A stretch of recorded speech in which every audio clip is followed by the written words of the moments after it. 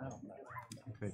Well, let's go ahead and get started. We're a little bit overdue, but there's a lot of interesting things in the foyer there to see, which kept us occupied for a little bit. So really appreciate what we were able to see, and really appreciate the things that are going on here at South Jackson.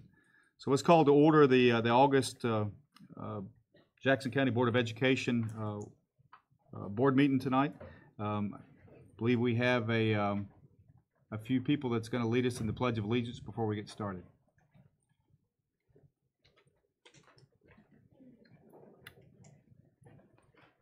We have a group of exceptional students who agreed to come tonight to lead us in the pledge, and they're going to go around and share their name and what grade they're in real quick before we say the pledge.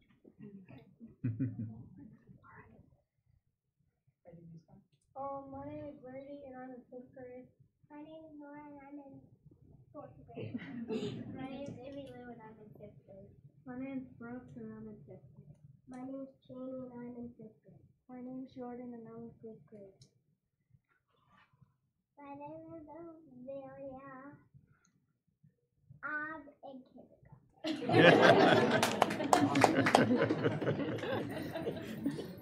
Please, you want to tell them to stand? Say, please stand. Everybody, please stand for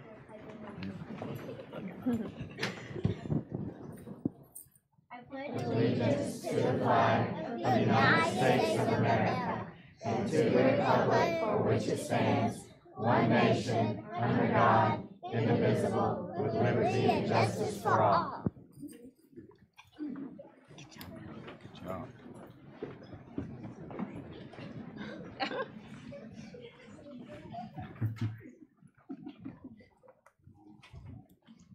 I hope Mom got that on camera. Hope everyone's had a chance to read the minutes of last meeting. To have a motion that we accept as written. So moved. Second. Second. All in favor? Aye. Agenda. Dr. Howard, do we have any changes to the agenda tonight? No, sir. The only thing I'd like to ask the blessing of the board is we have folks that stayed for just a moment who demonstrated the museum, and I'd like to do number 3, Jacksonian MSP Grant, first, so that those folks can move along. They're busy teachers, and then we'll stay in the order of the rest of the agenda. Very good. With that being said, do I have a motion to approve that the agenda is written? So moved. Second. All in favor? Aye. Dr. Howard, turn it over to you. Very good. Thank you, members of the Board of Education, and equally important, all of our visitors and our school leaders and teachers that are here tonight. We do appreciate you being here. And very importantly, I want to start with some folks that are standing in the back. I hope most of you, as you had an opportunity to come in, you got to see the great work that our teachers are invested in. And one of the things that we talk about, as you know, with professional leaders is that they're professional learners as well. And so these folks had a choice to sit by the pool or to go to a science and math workshop this summer, and they made the right choice, right? No, we've been exceptionally fortunate for the past, really since 2004, to have, it's been since 2004, so that's 14 years of a math-science partnership, and it's a competitive grant process. And I want to say a very special thank you to Deborah Riddleberger, and going all the way back to those of us who remember Mary Lusinger wrote the first one, and so we've been fortunate to continue to improve our math and science understandings for teachers and students. And this summer, this was Project EPSMAR, and unfortunately, I believe this is our last. This is the last MSP grant. It's no longer available. If it was, we'd still be applying and competing. But this was a fantastic opportunity. So I'm going to ask Mr. Nicholson and Ms. Riddleberger to share with us a little bit about what these folks have shared with us out front. Okay. As Dr. Howard said, this is the 6th MSP grant that we have received, and it started in 2004. When I came in 2004, it's just like, oh, by the way, we have this grant, so implement it. So it's been fun. Through the years, we've had lots of different opportunities, lots of different grade levels involved, and this was our last one, and we kind of wanted to do a little celebration for you tonight to show the culminated activity from the workshop, and also a celebration for all of what we've done throughout the years. Project FSOIR is enhancing problem-solving skills through scientific and mathematical argumentation and reasoning. So this year's focus was aeronautics and astronautics, So we did a lot of things. We did a lot of hands-on activities. We went to the Delta Flight Museum, and so to me, I think that we want to create remarkable experiences for our students, but sometimes we need to start with those remarkable experiences for our teachers so they can experience those experiences, and they can be much better about coming back and implementing these activities in the classroom with their students if they have, experienced it themselves. So I'm just going to let each school in just a few minutes to introduce themselves, and also, but first, we're very happy to have Dr. Tim Fouts. Stand up. Part of the MSP Stand up, grant. Tim. A big part of the grant is our partners, and we have been partnered with the University of Georgia ever since 2004. Been working with Dr. Fouts ever since 2004. Dr. Fouts is with the College of Engineering at University of Georgia, and we also had Dr. Sid Thompson with the College of Engineering, Dr. Anna Connor, who's with Mathematics and Science Education, and also Dr. Roger Hill, who's also at the College of Education, that have been our partners throughout those years. So we will still continue to work with them with the NSF grant, National Science Foundation grant that we have. So it hasn't ended with MSP, but the MSP part has, this is the last one. So I would like to just very quickly, let me start with East Jackson Middle School, and if you don't mind just to introduce yourself and a little bit about what your project title was. All right. My name is Robert Andrew at East Jackson Middle School. I'm a business computer science teacher. Our project was about international space programs, and the focus that we had was on how other countries besides the United States are implementing their space program, how much money they have invested in it, and what the future of space technology is going to look like, and who's taking over, which is the private sector. And so we focus on some of those things. Thomas Layfield. I'm at East Jackson Middle School on our Odyssey team, which is our STEAM team. And the one thing as we were coming into this, really, our focus was with our particular project. Our kids, when we talk about space, typically think about the United States and Russia, and that's what we kind of drill into them ever since they're little, is the space race. So for them to understand that it really, particularly now, really is truly an international effort, and looking at how that ties into the economics from different countries and funding, and getting that social studies in there as well, is something that we're really focused on. I'm Brady Chris at East Jackson Middle School with these guys, and language arts, so I look for ways to incorporate language arts into science. Thank you. Hey, South Jackson and East Jackson. I'm Jessica Kirk. I'm a second grade teacher at South Jackson Elementary, and we were a combined school, and we have a variety of grades. So we wanted to find a science topic that kind of went across the grade levels in the elementary school. So we found force of motion was kind of a consistent science standard amongst the grades. So we focused on that for our project, focusing on how forces help airplanes fly through lift and gravity and such and drag. So we decided to use that and incorporate it into our force of motion lessons that were second grade, third grade. We looked at using different airplanes, incorporating the math standards of measuring and graphing to find what can make your airplane go faster, slower, farther, or shorter, adding weight, those kind of things. We differentiated for kindergarten, first grade. So we did the little helicopter and focusing mostly on just gravity for that, and then to extending it for the fourth and fifth grade level, looking at how all those forces work on rockets, and incorporating alpha thrust rockets and then the little shoot-off rockets. And that's kind of our focus was how force affects all those different methods. I'm Chris Appleby. I teach here at South Jackson. I teach kindergarten, and we had this FSOIR workshop has given me a wealth of information to take back into the classroom and look at how to do it. I'm Alon Giuliano. I'm at East Elementary, so we made Southeast Elementary. And some of y'all know our activity out there was we made a paper airplane, we weighed it down with our force, mass, and acceleration. Threw it, measured it, and the winner was getting a gift card. The winner was an 8th grader, George Ogilvy. All right. All right. Sorry, Mr. Nicholson. I know. That was about names we talked about. They kind of brought it down to kindergarten, so we could kind of branch out and extend it to fourth grade. But we compared the wings of a bird and the wings of an airplane, and how the lift and the drag and thrust all went together. So that's what that was all about. I'm Kathy Whitey, I'm from Security, we do my STEM and gifted, and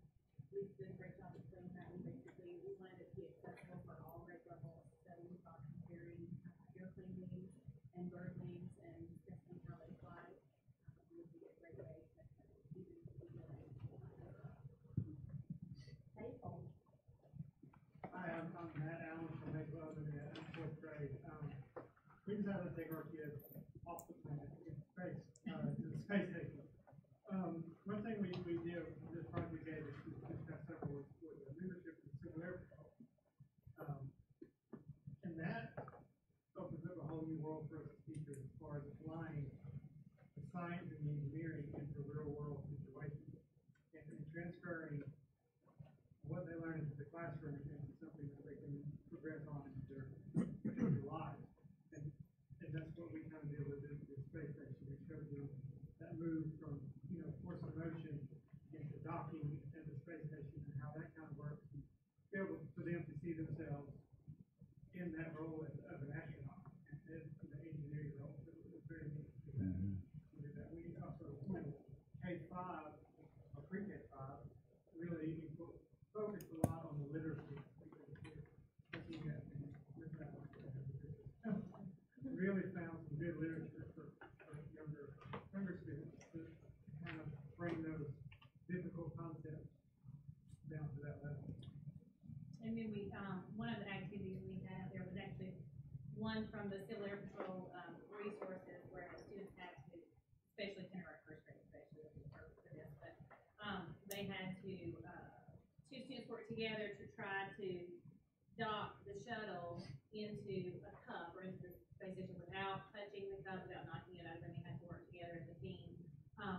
And with the little ones talking about how they have to astronauts to practice to get better at these pretty difficult skills that they have to be able to accomplish out in space. And so, especially with the little ones talking about, jobs and careers that, everybody has to work hard, everybody has to practice and learn, new skills. And we talked about like upper grade. With that same activity, they could do like photographing with it and timing to be more efficient at the docking and that, a little extension on that simple activity. And I'm Caitlin Elliott. I also teach at baseball and I support third and fourth grade. And I really wanted the kids to focus on. One of the activities we had out there was a scratch game where someone designed it where you have to link up the orbits, understanding that a lower orbit is going to go faster, but the space station is in a higher orbit. So working out that time. It's just really important for our kids to understand, it's not always going to be, I got it right away. There's going to be some trial and error, and that's part of being a scientist, that's part of life. So it's really important that they get a chance to see that and experience that in the context of this is something astronauts have to do, something that, at the International Space Station they have to do. Great lesson. My assessment is something Steve coordinator with ours, we had a commercial space flight company, and it encompassed everything from launch to re-entry and then exploring the map that we have out there for Mars, the robot. I'm Kathy Venable. I'm the collaborative teacher with second, third, fourth, and fifth grade. So we invited students to come on a mission to Mars with us and understand thrust through the launch, and then use the engineering design process to develop a heat shield that would be safe to land on Mars and maintain a specific temperature, and then use our robos and coding that we expose our students to journey and complete a mission on Mars. That's fine. Steph Laurel, I teach kindergarten, and ours was talking about aerodynamics, and we were trying to think of an activity that could range from kindergarten all the way up to fifth grade, sixth grade, and kind of have them work together. Kindergartners can put the model rockets together, model cars together, and fifth grade, fourth grade can help measure distances and graphing and talk about different weights for the rockets, things like that. I think the greatest thing that I got out of this was knowing that when my kid turns, is it 12? He can sign up for Civil Air Patrol, and it's kind of like Boy Scouts. So I'm really excited to get in. I'm Jennifer Smith, Second Springs, and I am K-5 STEM or STEAM, however we want to say, special. So I see all of our students, and so as Steph mentioned, bringing the curriculum across grade levels was very important for us. And then Jill was able to help, I appreciate that, with bringing in the technology aspects of it too. So if you were able to see our display, we had the 3D printer actually working so that the kids could try some different trial and error. As has been mentioned before, that's part of life. We make mistakes and we're back up and try again. And so that whole whole engineering process is very important, and this allowed us to have some pieces to try that as we did launch and measure and include the science in that. So, that's good. I'm Jill Weldon. I'm a media specialist at Gum Springs. And I'm always looking for ways to incorporate the 3D printer in what we're doing. So this was the perfect opportunity. And it was a lot of trial and error too, as we were making prototypes to launch with our rockets and our cars. But it was a lot of fun, and the whole week was fabulous. This was the first time I have been able to be a part of this, and it was great. I felt like I got so much out of that I could take to our school. Hi, I'm Karen Mangino. I'm fourth grade. I'm used to saying fifth grade, but I'm going to go off the grid a little bit because I feel like I'm going to get upset. But these are like my second cousins. I see once a year, and you are like my first cousin that I go to, and I don't realize.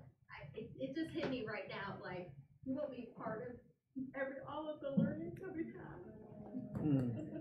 I'm sorry, I cry, but I have learned so much, and my students have benefited, so, sorry. I'm sorry. Sorry. I'm crying. Okay, I'm Sally Ann Short, and I teach sixth grade Earth Science. And I'm Lynn Barnett, I teach sixth grade math. I'm Amy Myers, and I teach sixth grade language arts. So we decided to focus on Bernoulli's principle, which makes flight possible. And we learned that when velocity or speed increases, pressure decreases. So anything that has low pressure is going to rise. That's what makes flight possible for hot air balloons, for take a trip to the islands, you know, whatever. So we just really had a good time, and I will say I've been at this business for a while, and it's been the best professional development I've ever experienced. So that's it was nice to see how math can be integrated with all the other subjects, and the students can be engaged in different experiences. It was just a fun activity for the kids to actually get their hands in and just see and trial and error and try to figure out the different principles. But one thing that I really enjoyed was tying in the language arts with the math, with the science, and social studies, and just cross-curricular. Thank you. I think they deserve another one.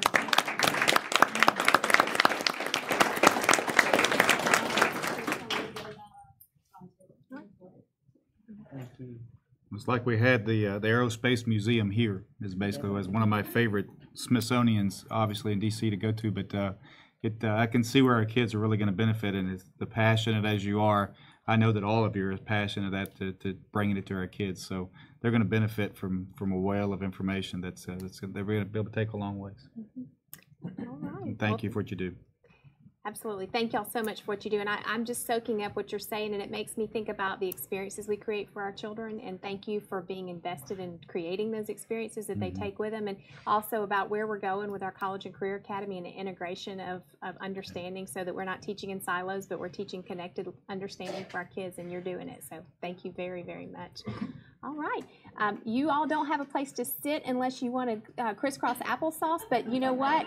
You can you can stay and for the rest of the meeting, or you feel free to get your items, I know, and you've got to be at work again tomorrow, and appreciate all you've done. So. All right. The next item for this is I believe our third or fourth year rotating our board meetings, and one of the primary reasons we do that is to give each school an opportunity to highlight some of the joys that happen in their school. And each school, as we know, has its very own culture, and South Jackson certainly has its very own points of pride. And so I'm going to ask Ms. Brookshire and her team if she would come join us and give us some overview of some South Jackson highlights.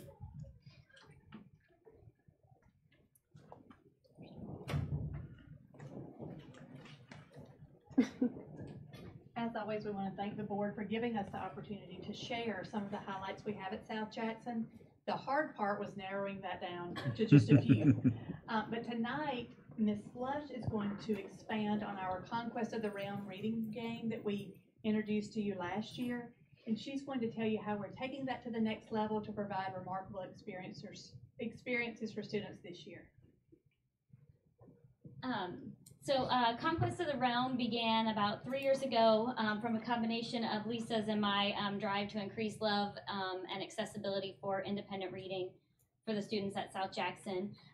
We worked together and created a reading game complete with fairly elaborate characters, slogans, stages, costumes, promotional videos, trailers, handmade, wax dripped sorting cards that each kid would get in their sorting ceremony, and we've had so much fun with it over the past couple years. The kids have created incredible projects, and we've just seen so much enthusiasm and energy for their reading. And the characters have grown in a lot of ways. The project has grown over the past 3 years. And then this year, we were further inspired to spread the Conquest to other realms of the student school experience.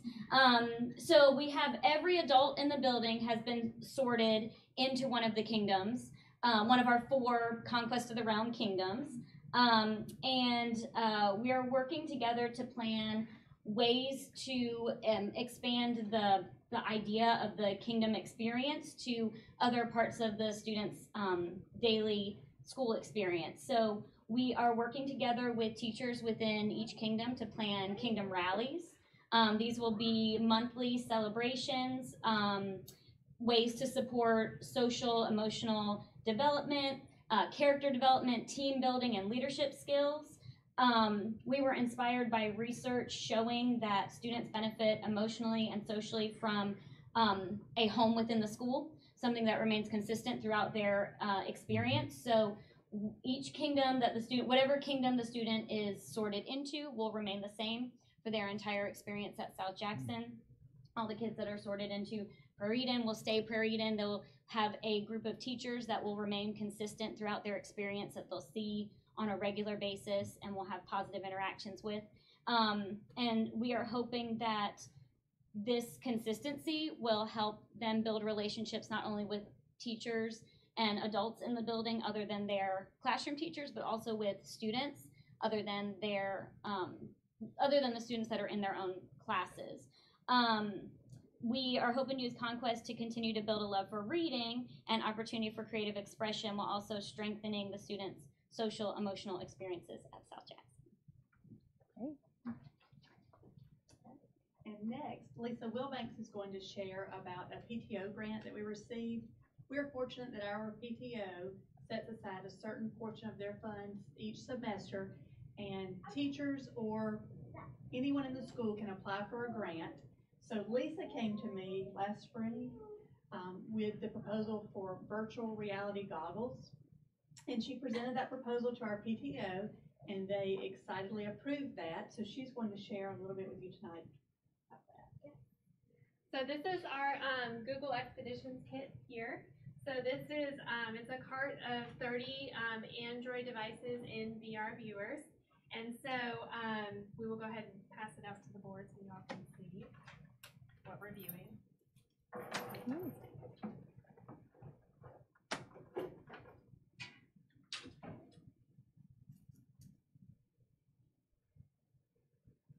Make sure you're seeing something. There we go.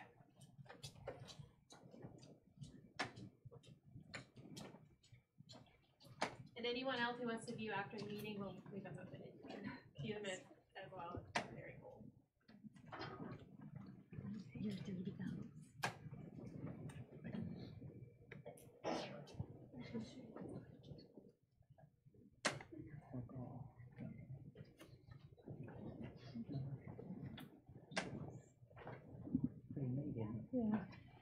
So the VR viewers are controlled by this tablet here, so the teacher always has control of what the students are seeing. There are hundreds of expeditions available for students all over the world, and so we can literally take them anywhere. Right now, you guys are looking at the Heron Island Great Barrier Reef in Australia. And so on this tablet, I can, it gives me information about what you're looking at. So if, as a teacher, I'm not as familiar with what they're supposed to be seeing, it gives me the information on the tablet. It gives me questions I can ask the students as well as the answers on the tablet, so I'm always prepared. On the screen, it has arrows where I can point out. Right now, you're looking at a green turtle. And so as the teacher, I can point out different things on the screen to you. I can see, for everyone else, I can see on the tablet where my students are. And so I know that they're looking in the right direction or completely off. Here you're looking at a yellow long-nosed butterfly fish. And so it tells me that these are commonly found in saltwater aquariums. The yellow long-nosed butterfly fish feeds on small crustaceans. It comes equipped with a snout like a pair of needle-nosed pliers, perfectly adapted for snipping off the tentacles of tube-worms. And so each expedition has about 6 or 7 scenes, give or take. And so now I'm going to take you quickly to the Galapagos Islands in Ecuador. And so here you're looking at all the different sea lions that are around. And so it is a complete 360 experience. These new colorful furniture, that the chairs that we have been perfect because our kids can stay seated, but they can swivel around easily and completely look up, down, and all around and be immersed in the experience. Let's come back to reality. No, they're not going to come back to reality. I'll show you one more cool one. Here you're looking at a whale shark. It is big. I feel like I need a snorkel. You can't find him. Well, really, to your right. It's to the right. Go to my right. Way to the Go to your turn to the right. it really is very realistic. And the ones that show places that I've actually been to, it's very authentic, and it's really the next best thing to actually being there. I keep thinking I need to hold my breath. Here's a manta ray.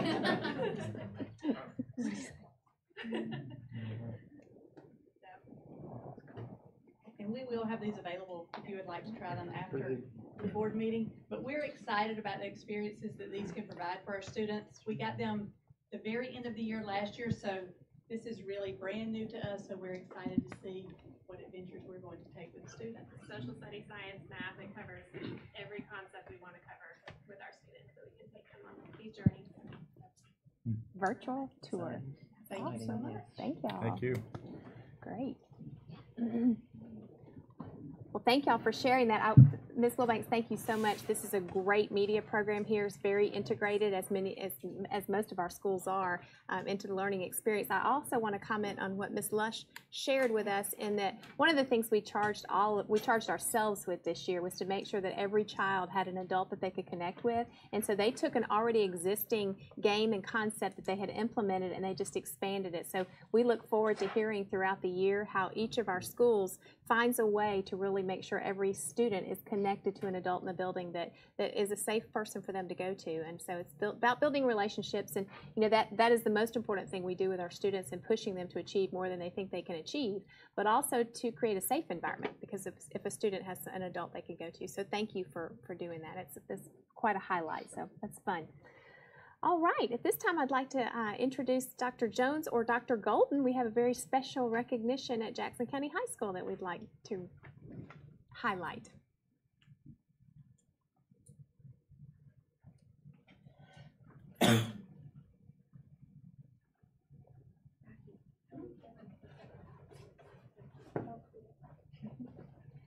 Drum roll. Ooh.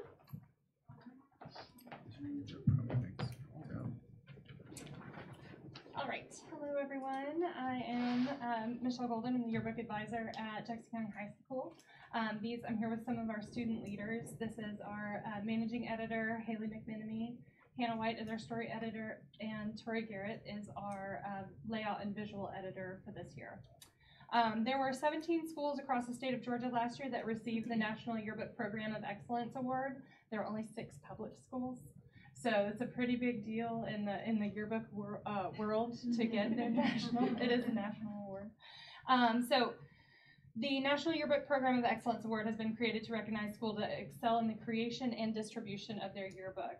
There are criteria, including a meaningful book for all students that includes the vast majority of our student body. Our goal is to cover at least 50% of our students in the book at least 3 times. And I believe we were at 54% last year. We also try to get a book into every student's hands. Yearbooks are you know, kind of going out of style, but then we kind of remind them that it is something, you know, it's something physical. It's easy to lose pictures on your, you know, your camera or your phone crashes. It's harder to lose an actual physical book. This is our book from last year. And then also effective project management. Our yearbook kids do a lot of things that are not just putting pictures on the pages of the book. They do marketing, they do sales, they do some actual like real life, real world project management skills. So I'm really happy to be able to help recognize these students for their hard work. I also want to thank our administrative team, Dr. Jones and Ms. Rayberg, who is herself a former yearbook advisor, so she knows the deal with it. And also Todd Schultz and CTAE for their continuing support and functional computers that really help us get our job done. So, thank you. Great job. Fantastic. Two, yeah, that's great.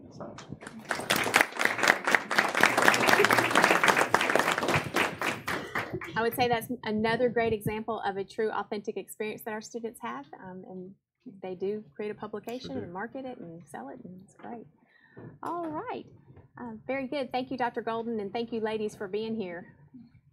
I'd like to ask Mr. Gilbert if you could come at this time. We are very proud of the conversation that we're having about transportation tonight compared to the conversation we were having about this time last year. A very special thank you to Mr. Farmer and the entire transportation department for really attending to the needs. But tonight we're going to highlight something special.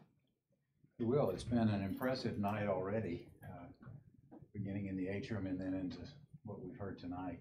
And it's a pleasure of mine just to share again what the transportation department has done this year. And I thank Mr. Farmer for his leadership, and Michelle Reynolds is here and Robin Weaver. I don't see Anita Sears or Tanya Partain, but their administrative staff has done a remarkable job, I think, in planning for this year and in executing that plan.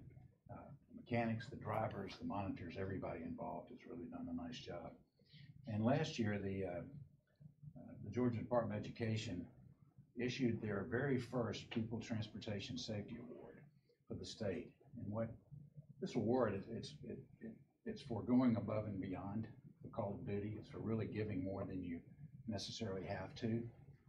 And our transportation department did that, and they were one of only 8 departments or school systems in the state, each by a category of enrollment. So hats off to you. I'm holding a School Bus Fleet magazine from September 2018 that highlights this group of 8 school districts. And I'd like to read just one quote. This is from Mr. Farmer, quoted in the magazine. "We invest in our drivers, and in return they buy into our goal of keeping students safe," he says.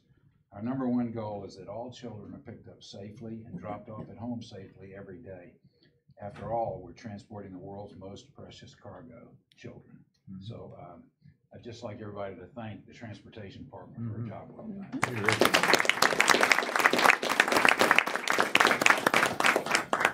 All right, and thank y'all for being here, and thank you again, Mr. Farmer. There's always going to be bumps in the road, right? But in terms of our overall general performance, our Transportation Department is doing an outstanding job this year, and we thank you for that very much. Mr. Board Chair, there is one more item here. Mr. Shannon Sell had requested to address the board. We didn't take him off the agenda because I wasn't sure, but I know that several of us met with Mr. Sell on Thursday or Friday of last week, and he has some concerns that continue around the traffic at West Jackson Elementary School, and we are very in tune with what those issues are. Mr. Gilbert, myself, several of us, Mr. Farmer, lots of us have been over there. Dr. Hardegree and her team have done a great job. The reality is you have small roads with an increased volume of traffic in the entire West Jackson community. So we are attending to those issues, and we're going to work with the DOT on some issues that need to be addressed. But that's why he was still on the agenda. And before I turn it back over to you, if you don't mind me mentioning a reminder for our community that we did discuss our millage rate last week, and we shared some items, including the 5-year history, which will be advertised. We have hearings coming up on September the 6th, September the 9th, and then we'd like to ask the board to have a hearing at 7:30 on the 14th. We have to have 1 a.m. meeting, as you know. That is the Friday after the work session and the board meeting, and that would be the date that we would actually set our millage rate. And I think at this point, Mr. Chair, I think you probably wanted to mention what the board's thinking is, and we will not actually make that recommendation until September. We've had some discussion amongst the board, and we had made a vow that if we were going to be able to get to a better financial state, that we were going to do our best to be able to lower that millage rate from where we had taken it up several years ago. And we are getting back to a little bit of a better state now. But looking at the attendance that was placed before us on Thursday, seeing that we had over 240 kids just since the beginning of the year that have shown up, and then still more houses that are coming, we really think that we're going to need more teachers. We think that we're going to need really to kind of have, not necessarily say an ace in the hole, but we really need to be very cautious about taking it back too far and not having the funds to be able to provide the resources that we need. So our thoughts are, as far as to take it back to a, it's 18.858 millage rate, and that's our thought at this point. That will keep us at basically a break-even point. It's lowering. It's not a full percentage of reduction, so we would still need the hearings to do that, but we still feel that would be a cautious reduction in that, and then it's also going to be able to provide to the taxpayers a break on their tax monies as well. We'll talk more about the bond probably September as far as that, but we think at this point that would be our decision to take it back to 18.858. Okay, great. And that is a board decision, and we appreciate that support. That does allow us to continue with the plans that we have in our existing budget. Doesn't build our fund balance, but that's okay because it allows us to do what we have planned to do. So again, those hearings are published, and the advertisement will be in our local newspaper, and so we'll have those hearings, and we'll actually set the millage rate based on your recommendation on the 14th. Okay, at 7:30 a.m. So thank you very much. And that's all the items that I have. I want to say a special thank you to Ms. Brookshire for hosting us and did a great job, and to all the other school leaders and teachers that are here. It's been a good night and a lot of wonderful things happening in Jackson County. Very good.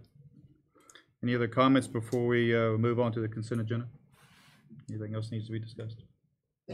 Very good. Using the consent agenda that we have before us on items 1 through 9, do I have a motion that we accept those as written? So moved. And a second? All in favor? Aye. Very good. Do I have a motion that we adjourn? So moved. Second? Second. All in favor? Aye. Meeting adjourned. Thank you for attending.